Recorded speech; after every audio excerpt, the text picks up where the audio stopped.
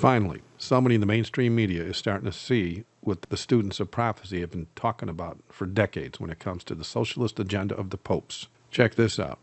The headline reads, Commie Pope Red Francis urges kids to keep shouting for social change.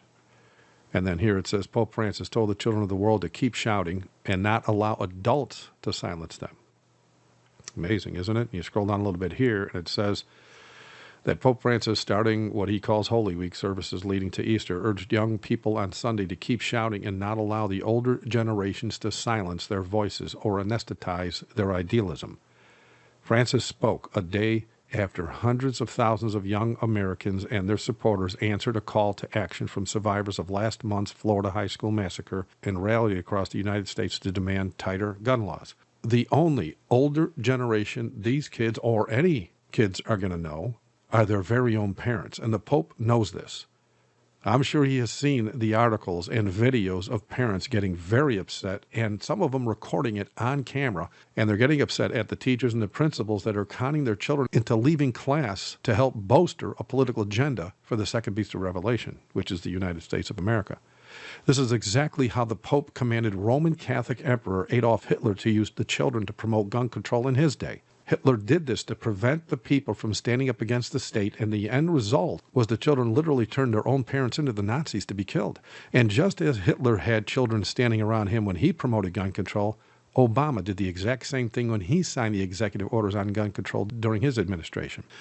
But still, that's just a bunch of political falderall that will allow the Pope to control the masses in the USA so as to enforce the mark of the beast here, just as prophecy predicted.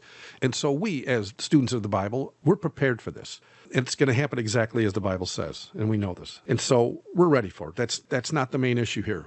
The main issue here is that the Pope is doing as the Pope in Hitler's day did by openly commanding the children to break commandment number 5, wherein it says in Exodus 20, verse 12, that they should honor their father and their mother, that their days may be long upon the land which the Lord thy God giveth thee. And for those that believe the Ten Commandments are strictly Old Testament and done away with, it says in Ephesians chapter 6, verses 1 to 3, that children, obey your parents in the Lord, for this is right. Honor thy father and thy mother, which is the first commandment with promise, that it may be well with thee, and thou mayest live long on the earth. And that's the promise, obviously.